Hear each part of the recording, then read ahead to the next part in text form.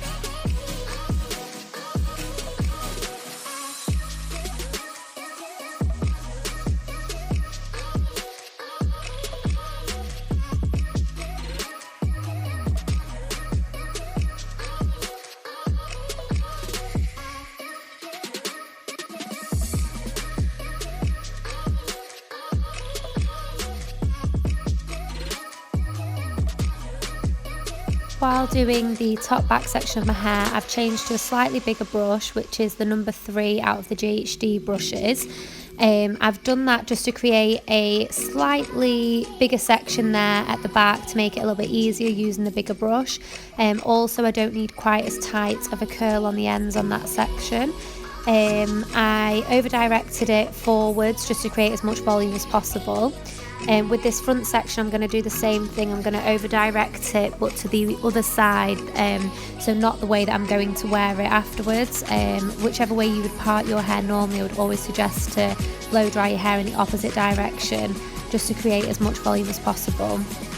I'm just making sure the ends are nicely tucked in there and smooth like they have been throughout the rest of the blow dry. By this point, your arms will probably be getting quite tired as well, so just hang on in there because you'll almost be done. And then just checking those ends are in there, and then you'll see me complain. There we are. It gets a bit uncomfortable by the time you're at the end. Letting that hair cool and then taking it out, and at this point you would use any hairsprays, oils, serums, anything like that, and there you have it, a nice bouncy blow dry, all done by yours truly. Let me know if you give it a go, and good luck for trying to do it yourself.